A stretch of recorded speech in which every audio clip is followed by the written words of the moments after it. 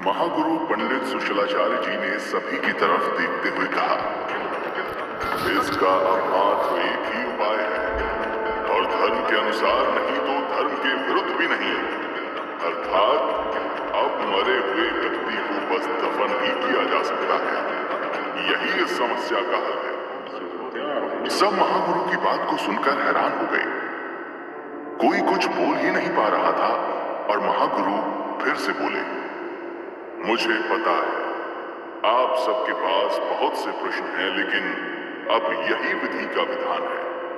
उस औरत के श्राप को कोई नहीं रोक सकता, मैं भी नहीं। शमशान का पुजारी कहता है, ये कैसा श्राप दे दिया उस कलमुही ने, सारे गांव का धर्म भ्रष्ट कर दिया।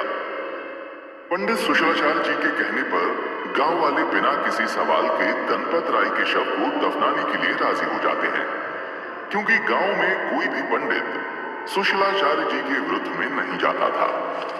धनपत राय के अर्ध जले शव को दफनाने के बाद जब भी मेघ गांव में किसी की मौत होती तो उसकी लाश को जलाया नहीं जाता, बल्कि खेत में ही दफना दिया जाता था।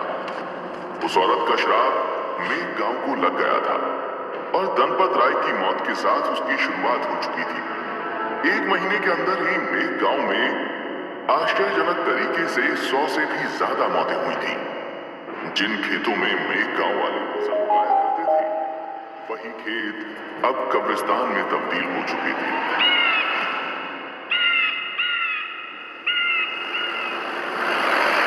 कहानी सुनाते सुनाते राम काका अपने अतीत की यादों से बाहर आ जाते हैं और कहते हैं,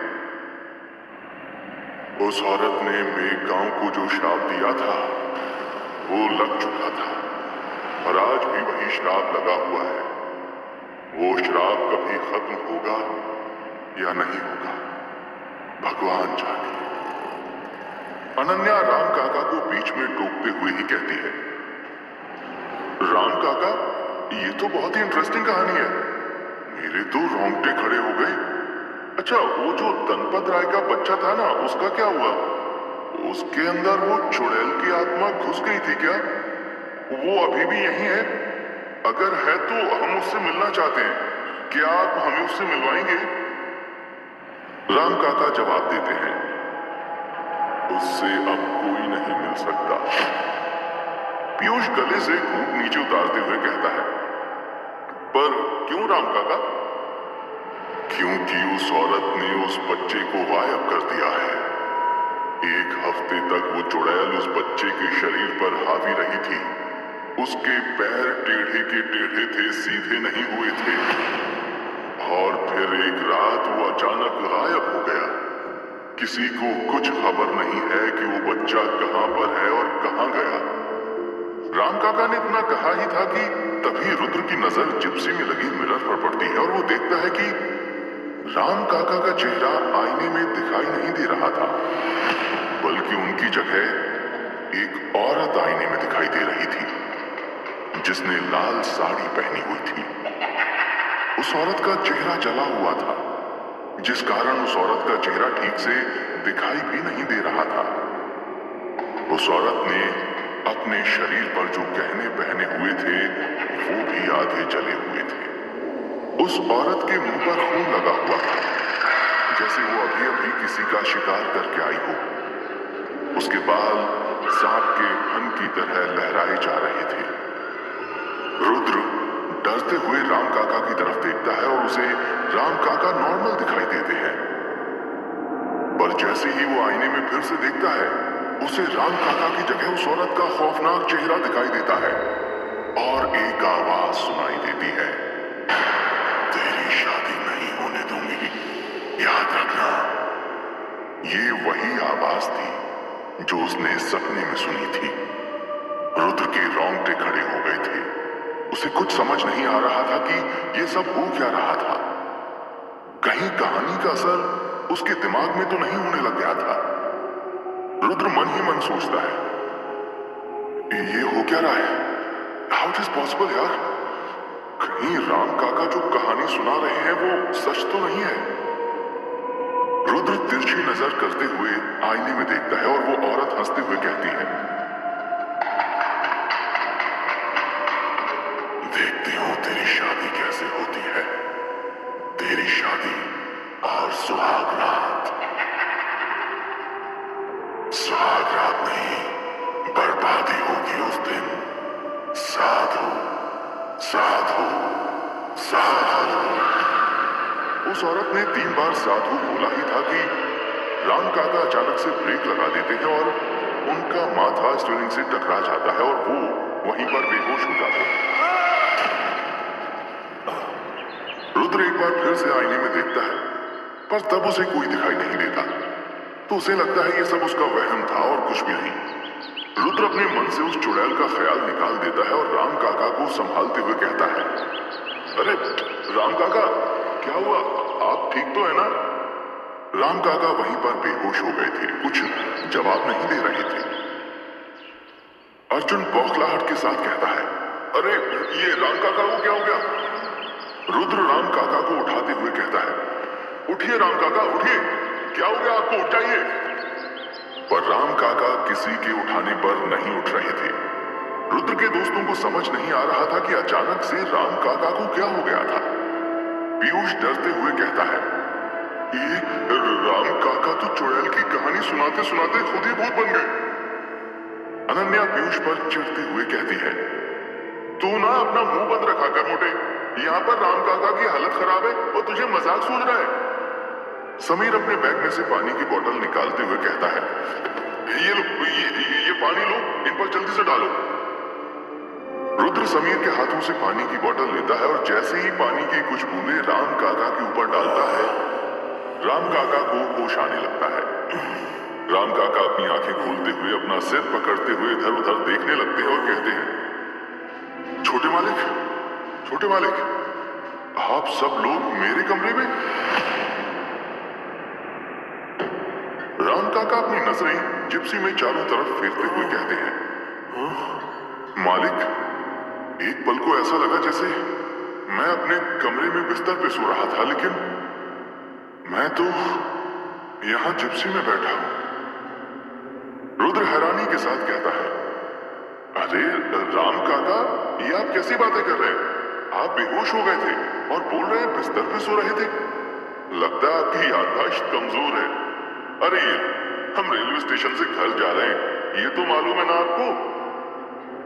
राम काका अजीब सा मुंह बनाते हुए कहते हैं, मालिक, इसीलिए मैं आपसे मना कर रहा था कि मैं स्टेशन नहीं जाऊंगा। रात में स्टेशन जाना ठीक नहीं है। अब देखिए क्या हो रहा है, मुझे भ्रम हो रहा है। जरूर ही उसी चुड़ैल का असर होगा। रुद्र के सभी दोस्त राम काका को एक टक नजर से देखे जा रहे थे। रुद्र राम काका को समझाते हुए कहता है, राम काका, ये चुड़ैल का नहीं, रात भर जागने का असर है। आपका दिमाग ठीक से काम नहीं कर रहा होगा। वैसे भी आपकी उम्र हो गई है ना, अब ऐसी उम्र में ये सब होना आम सी बात है। आप एक काम कीजिए, आप मुझे जिप्सी चलाने दीजिए और आप आराम से बैठिए, ठीक है?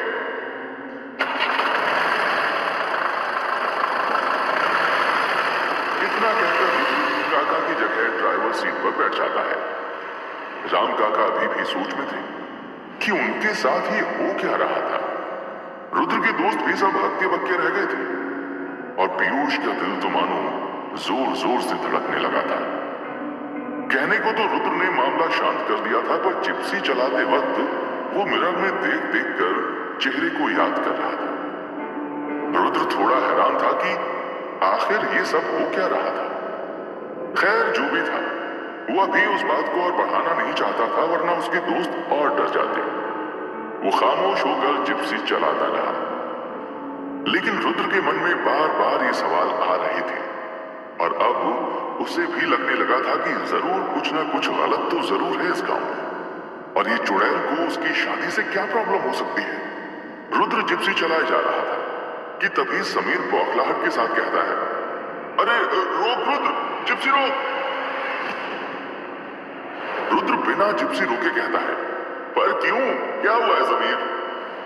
पीयूष हंसते हुए कहता है, हुआ क्या होगा भाई, बाइक का टैंक फुल हो गया होगा, इसलिए जिप्सी रोकने के लिए बोल रहा है।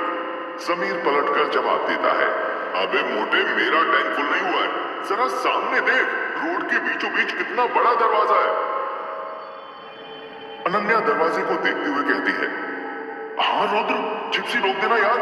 मैंने आज तक अपनी जिंदगी में इतना बड़ा दरवाजा पहले कभी नहीं देखा। अर्जुन भी अनन्या का साथ देते हुए कहता है, हाँ रुद्र, रोक दे जिप्सी।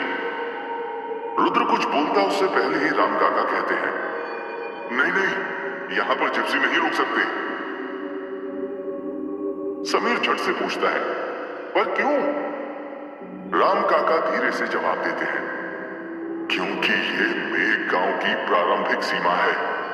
यहीं पर उस चुड़ैल को कैद किया गया था आज से 18 साल पहले।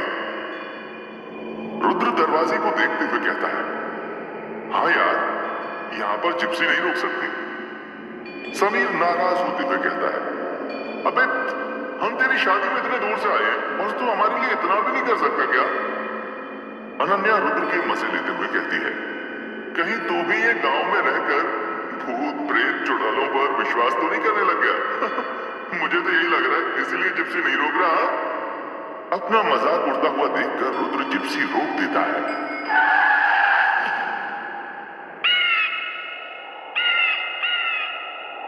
जैसे ही रुद्र जिप्सी रोकता है, राम काका डरते हुए कहते हैं, ये आपने क्या किया मालिक? आपको उस दरवाजे के सामने जिप्सी नहीं रोकनी चाहिए थी। रुद्र कुछ जवाब नहीं देता। समीर झट से जिप्सी से नीचे उतरता है और अपने कैमरा से दरवाजे की फोटो खींचने लगता है। समीर के पीछे पीछे ही बाकी सब भी जिप्सी से नीचे उतर आते हैं, सिवाय राम काका के। रुद्र ने जिप्सी दरवाजे के ठीक सामने रोकी थी। उस दरवाजे के बाएं तरफ से पहाड़ी वाली सड़क जाती थी और वो दरवाजा एक दूसरी सड़क पर था जो कि मेघ गांव और दास गांव को जोड़ती थी। दरवाजा करीब 10 फीट ऊंचा था और उस पर बहुत सारे संस्कृत में मंत्र लिखे हुए थे। उस दरवाजे पर एक बहुत बड़ा सा ताला लगा हुआ था और उसके ऊपर सफेद कपड़ा भी लिपटा हुआ था। सफेद कपड़े के ऊपर लाल कुमकुम से स्वास्तिक का चिन्ह बना हुआ था। उस दरवाजे पर कई ताबीज, माता रानी के लाल चूनर और रुद्राक्ष भी बंधे हुए थे। दरवाजे पर बंधे ताबीजों को देखकर अर्जुन पूछता है, यार ये ताबीज कैसे बंधे हुए हैं? राम काका को पता नहीं क्या हो जाता है कि वो जिप्सी में बैठे रहते हैं और कहते हैं, ये ताबीजों और इस दरवाजे की अलग कहानी है, वो फिर किसी और दिन सुनाऊंगा तुम्हें। अर्जुन दरवाजे के पास जाता है और वहीं पर खड़ा हो जाता है। अर्जुन दरवाजे पर लिखे हुए मंत्र को पढ़ते हुए कहता है, अन्नत पुण्य फलम अत शांतिम प्रेच। इस मंत्र का प्रयोग तो तब किया जाता है जब किसी प्रेत आत्मा को कैद करना हो। इसका मतलब इस दरवाजे के पीछे सच में कोई कैद है। इतना कहकर अर्जुन दरवाजे के अंदर देखने की कोशिश करने लग जाता है। तभी रुद्र उसे रोकते हुए कहता है, अबे क्या कर रहा है? मरवाएगा क्या मुझे? यहाँ पर जिप्सी रोक दी है, वही बहुत है, और तू है कि दरवाजे के अंदर देखने की कोशिश कर रहा है? क्या कर रहा है यार? अनन्या पूछती है, वैसे तू अंदर क्या देख रहा था अर्जुन? हाँ, कुछ दिखा क्या? अर्जुन जवाब देता है, कुछ दिखा ही तो नहीं यार, पता नहीं इस दरवाजे के पीछे क्या है। मेरी तो बहुत इच्छा हो रही है इस दरवाजे के पीछे जाने की। अनन्या अर्जुन का साथ देते हुए कहती है, मेरी भी यार, मैंने बताया था ना, मैंने आज तक अपनी जिंदगी में इतना बड़ा दरवाजा नहीं देखा जिसके ऊपर इतने सारे ताबीज बने हुए हों। पता नहीं इसके पीछे क्या होगा। रुद्र कहता है, वैसे मैंने सुना है कि इस दरवाजे के पीछे चुड़ैल है जहां पर वो रहा करती थी। कोई पलटकर रुद्र से कुछ पूछता उससे पहले ही समीर पहाड़ी की चोटी पर बने बड़े से मंदिर को देखते हुए कहता है, वाओ यार, व्हाट अ ब्यूटीफुल टेंपल। जिस दरवाजे के पास वो लोग खड़े थे वहां से पहाड़ी की चोटी का मंदिर छोटा सा नजर आ रहा था। वो मंदिर रुद्र के सभी दोस्तों को अपनी ओर आकर्षित कर रहा था। सभी लोग उस मंदिर को देखने लग जाते हैं। अनन्या पूछती है, वो मंदिर कौन सा है रुद्र? रुद्र झट से जवाब देता है, वो मेघनाथ मंदिर है। अर्जुन कहता है, बहुत ही अद्भुत मंदिर है यार। रुद्र वापस जिप्सी की तरफ जाते हुए कहता है, तुम्हें पता है इस मेघनाथ मंदिर के पीछे भी एक कहानी है जो राम काका ने मुझे बताई थी, पर अभी वक्त नहीं है। तुम लोग जल्दी जल्दी से जिप्सी में बैठो, माँ इंतजार कर रही होगी यार घर पर, जल्दी से चलते हैं। अनन्या अपने कदम जिप्सी की ओर बढ़ाते हुए कहती है, यार रुद्र, तेरे गांव का नाम पलमा टोला की जगह कहानी टोला होना चाहिए। यहाँ हर चीज के पीछे कहानी होती है। सभी लोग जिप्सी में जाकर बैठ जाते हैं। रुद्र जिप्सी चालू करता है और दो लोग पहाड़ी वाली सड़क से पलमा टोला गांव जाने के लिए निकल जाते हैं। कुछ ही देर में वो लोग पलमा टोला गांव पहुंच जाते हैं। जैसे ही रुद्र अपने घर के सामने जिप्सी रोकता है, वो देखता है कि दरवाजे पर ही उसकी मां लता खड़ी हुई थी। लता की उम्र करीब 45 साल है। विधवा होने के कारण वो अपनी मांग में सिंदूर नहीं लगाती है और बिल्कुल भी गहने नहीं पहनती हैं, पर हाँ, सफेद साड़ी पहनने की जगह सिंपल हरे रंग की साड़ी पहना करती हैं। लता गुस्से के साथ रुद्र को घूरे जा रही थी। लता के बगल में ही रुद्र की चाची आयशा और रुद्र के चाचा संतोष खड़े हुए थे। वे भी उसे गुस्से के साथ घूरे जा रहे थे। लता रुद्र पर गुस्सा करते हुए कहती है, तो आ गया तू? मना किया था ना तुझे रात में घर से बाहर मत निकला कर। तू मेरी बात सुनता क्यों नहीं है? पता है ना गांव में आसपास क्या क्या होता रहता है, फिर भी तू घर से बाहर निकल गया। आयशा रुद्र को प्यार से समझाते हुए कहती है, हाँ रुद्र बेटा, तुम्हें ऐसे घर से बाहर बिना बताए नहीं निकलना चाहिए, और रात में तो कतई नहीं। रुद्र कहता है, वो चाची मैंने बताया था ना, मेरा दोस्त आने वाला है, तो बस उसी को लेने गए थे हम सब। वो क्या है ना चाची, पीयूष की रात में ट्रेन लेट हो गई थी, इसलिए रात में निकलना पड़ा अर्जेंट में। रुद्र के चाचा संतोष कहते हैं, तो बेटा मुझे बता देते, मैं भी तुम्हारे साथ चल देता। तुम सब इस गांव में नए हो तो ऐसे जाने की क्या जरूरत थी? रुद्र जवाब देता है, चाचा ये राम काका गए थे ना मेरे साथ। रुद्र के चाचा ने हैरानी से कहा, क्यों मजाक कर रहे हो रुद्र? राम काका तो सुबह से अपने घर में है। पीछे की तरफ इशारा करते हुए कहा, चाचा वो देखिए, वो रहे राम काका, सामान लेकर आ रहे हैं। रुद्र के चाचा संतोष काका को देखकर हैरान रह गए। उन्होंने धीरे से खुद से कहा, मैं सुबह जब काका के कमरे के बाहर निकला तो मुझे बिस्तर पर कोई लेटा हुआ दिखाई दिया था। वो कौन था? क्योंकि काका तो इनके साथ हैं। रुद्र ने अपने चाचा से कहा, क्या चाचा इतने हैरान क्यों हैं? जरूर आपको कोई गलतफहमी हो गई होगी। राम काका के आते ही आयशा उन पर गुस्सा करते हुए कहती है, राम काका, आपको पता है ना रात में बाहर निकलना खतरे से खाली नहीं है, फिर क्यों आप रुद्र बेटे को लेकर गए? राम काका कुछ जवाब देते उससे पहले ही रुद्र चिढ़ते हुए कहता है, बस चाची, अब आप लोग गुस्सा मत कीजिए, मुझे कुछ नहीं हुआ है, देखिए मैं ठीक हूँ। और कम से कम मेरे दोस्तों के सामने तो मुझ पर मत चिल्लाइए, वो क्या सोचेंगे मेरे बारे में कि आप लोग कभी भी मेरी क्लास लेने लगते हैं। जब लता रुद्र के साथ दोस्तों की ओर देखती है तो अपना गुस्सा शांत कर लेती है। रुद्र पीयूष को अपनी माँ से मिलवाते हुए कहता है, माँ इससे मिलिए, इसका नाम पीयूष है और खाने के सिवा इसको कुछ नहीं आता है। कॉलेज में भी ठूंसता रहता था और अभी भी ठूंसता ही रहता है, देखिए इसकी तोंद कितनी बाहर निकली हुई है। लता रुद्र को आंखें दिखाते हुए कहती है, नहीं बेटा, ऐसे किसी का मजाक नहीं उड़ाते, मैंने यही सिखाया क्या तुम्हें? बाकी सारे दोस्त पीयूष पर हंसने लगते हैं तो पीयूष रुद्र की माँ के पैर छूते हुए कहता है, आंटी रुकिए, मैं भी आपको इन लोगों की खासियत बता ही देता हूँ। पीयूष अर्जुन की तरफ उंगली करते हुए कहता है, माँ इनसे मिलिए, ये है बालों की दुकान।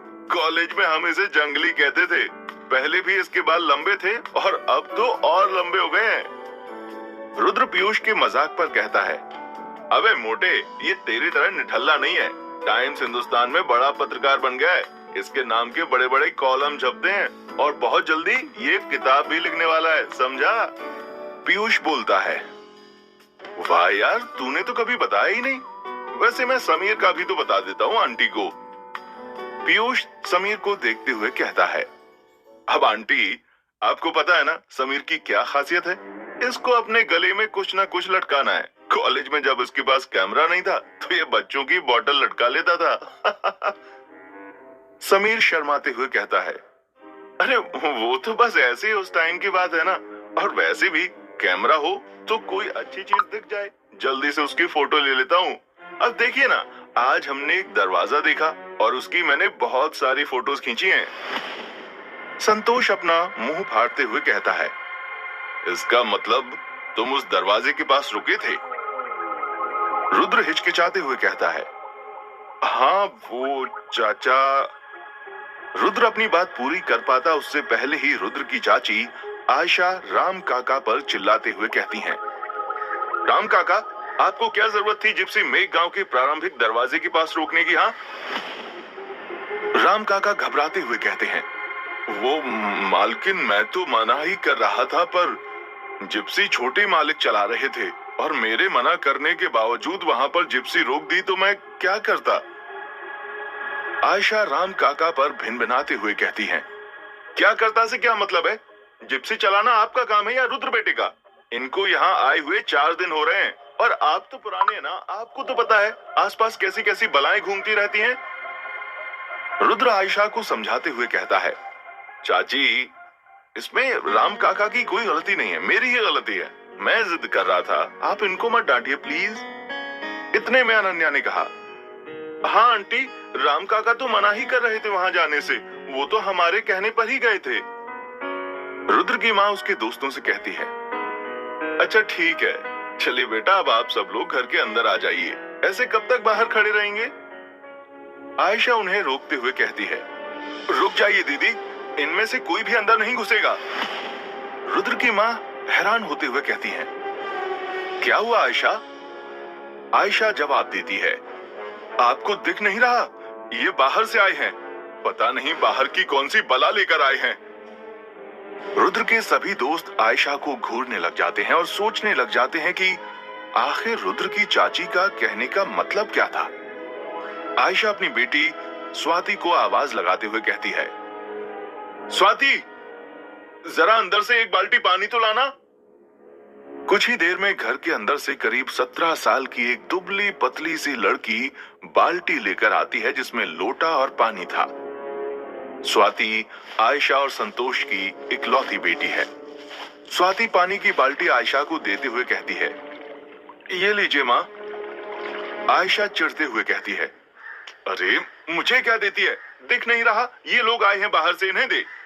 आप सभी लोग यहीं पर अपने चप्पल जूते निकालिए और हाथ पैर धोकर ही अंदर जाना। पीयूष मुंह बनाते हुए कहता है, पर ऐसा क्यों? आयशा कुछ जवाब देती उससे पहले ही अर्जुन कहता है, ऐसा इसलिए किया जाता है क्योंकि ऐसी मान्यता है कि यदि आप कहीं बाहर से आए हैं तो आपको हाथ पैर पानी से धोकर ही घर के अंदर जाना चाहिए, जिससे यदि बुरी शक्तियां आपके साथ हों तो वो घर के बाहर ही रह जाएंगी। संतोष अर्जुन की बात से सहमत होते हुए कहता है, अर्जुन सही कह रहा है पीयूष, ऐसी ही मान्यता है। रुद्र के सभी दोस्त अपने जूते निकालते हैं और हाथ पैर धोने लग जाते हैं। कुछ ही देर में सबके हाथ पैर धुल जाते हैं। रुद्र की माँ कहती है, चलो बच्चों, अब जल्दी से घर के अंदर चलो, तुम लोग थक गए होगे ना और भूख भी लगी होगी। पीयूष हड़बड़ाहट के साथ कहता है, हाँ आंटी जी, सही कहा आपने, मुझे तो तभी भूख लग गई थी जब मैं गोंदिया स्टेशन पर उतरा था। अनन्या कहती है, फेटू, तुझे तो लगेगी ना, तू 5 लोगों का खाना जो एक साथ खा लेता है। इतना सुनते ही सभी लोग हंसने लग जाते हैं और हंसते हंसते ही रुद्र की हवेली के अंदर भी घुस जाते हैं। पर आयशा दरवाजे पर ही खड़ी हुई थी और उस पानी को बहते हुए देख रही थी जिससे रुद्र के दोस्तों ने हाथ पैर धोए थे। वो देखती है कि वो पानी हद से ज्यादा काला हो गया था, जैसे कि कोई साया हो। आयशा डरते हुए कहती है, हे भगवान, ये सब क्या है? कहीं ये लोग कोई बुरी बला तो अपने साथ नहीं लेकर आ गए। रुद्र के सभी दोस्त हवेली के अंदर घुसे ही थे कि घर के अंदर बैठा जर्मन शेफर्ड कुत्ता उन पर जोर जोर से भौंकने लगता है। कुत्ते को भौंकते हुए देखकर पीयूष डर जाता है और कहता है, यार ये हम पर इतना क्यों भौंक रहा है, जैसे हम कोई भूत हो। रुद्र ने कहा, अच्छा तो टाइगर नाराज है हमसे। वो तो होना ही था, आखिर पीयूष से मिलवाया जो नहीं हमने। रुद्र टाइगर के पास जाता है और अपना हाथ उसके गले पर फेरने लगता है और कहता है, इनसे मिलिए, ये हैं हमारे घर के और दादाजी के रखवाले टाइगर। वाह यार, नाम तो एकदम शेरों वाला है। पीयूष ने कहा, ये है भी शेर, अच्छे अच्छों को डरा देता है। हाँ सही कहा, अभी अभी एक एग्जाम्पल देखा हमने। अनन्या ने हंसते हुए कहा। वहीं पर हॉल में रुद्र के दादाजी व्हील चेयर पर बैठे हुए थे। रुद्र अपने सभी दोस्तों को उनके पास ले जाता है और कहता है, पीयूष, ये मेरे दादाजी हैं। ये बोल नहीं सकते और ना ही चल सकते हैं, इनको लकवा हुआ है। पीयूष दादाजी के पैर पड़ने लगता है। सुबह के 9 बज रहे थे और सभी लोग साथ मिलकर नाश्ते के लिए डाइनिंग टेबल पर बैठे हुए थे। जब पीयूष ने खाने के बर्तनों पर से ढक्कन हटाना शुरू किया तो उसके मुंह में पानी आ गया। डाइनिंग टेबल पर आलू के पराठे, सादे रोटियां, पूड़ियां, गोभी के पराठे, चाय और मीठे में गुलाब जामुन रखा हुआ था। खाने को लेकर पीयूष ने कहा, भाई तेरे घर हर रोज ऐसा ही खाना बनता है क्या, और इतना सारा, या सिर्फ कल तेरी शादी होने वाली है इसलिए इतना बना है? हाँ भाई, इतना तो हर रोज ही बनता है। वाह यार, फिर तो तेरे मजे ही मजे हैं। पर फिर भी कोई मतलब नहीं तेरा खाना खाने का, तू है तो दुबला का दुबला ही। समीर ने कहा, यार ऐसा हमारे हार्मोन्स के कारण होता है। चाहे दुबला व्यक्ति कितना भी खा ले, वो मोटा नहीं हो पाता, और मोटा कितना ही कम खाए, पतला नहीं हो पाता। हमारी जिंदगी में एक बड़ी समस्या है कि हर किसी को कुछ ना कुछ समस्या है। मोटे को पतला होना है और पतले को मोटा। ये बात तो तुमने सही कही समीर। काले को गोरा होना है और गोरे को और गोरा, अनन्या ने कहा। रुद्र बहुत देर से देख रहा था कि अर्जुन को चुपचाप सा बैठा हुआ था। अर्जुन को ऐसे चुप बैठे देखकर रुद्र ने उससे पूछा, लेखक साहब, आप फिर कहां किस दुनिया में खो गए? कुछ नहीं रुद्र, बस ये सोच रहा था कि कल तेरी शादी होने वाली है और तेरे घर में हमारे सिवा कोई और मेहमान क्यों नहीं दिखाई दे रहा? अरे बात ये है कि मेरी शादी जल्दी जल्दी में हो रही है, इस वजह से हमने ज्यादा लोगों को बुलाया नहीं है, और हमारे जो रिश्तेदार हैं वो यहीं पर बलमा टोला और दास गांव में रहते हैं। जब कल शाम को शादी होगी तो वो लोग आ जाएंगे। अच्छा, बढ़िया है, अर्जुन ने कहा। पीयूष ने रुद्र की हवेली को देखते हुए कहा, वैसे रुद्र, तूने कभी बताया नहीं यार कि तेरी इतनी बड़ी हवेली है। अरे यार, बताता कैसे, कॉलेज में कभी मौका ही नहीं मिला। हाँ, मौका मिलता भी कैसे, तुझे तो तन्वी से ही फुर्सत नहीं मिलती थी। इतना कहकर पीयूष जोर जोर से हंसने लगता है। ये सुनकर रुद्र का चेहरा उतर जाता है। पीयूष को छोड़कर बाकी सब चुप थे। कुछ देर के बाद पीयूष ने रुद्र से पूछा, वैसे तन्वी को पता है क्या कि तू शादी कर रहा है? रुद्र समीर, अर्जुन और अनन्या की तरफ चुप रहने का इशारा करते हुए कहता है, हाँ पता है उसे।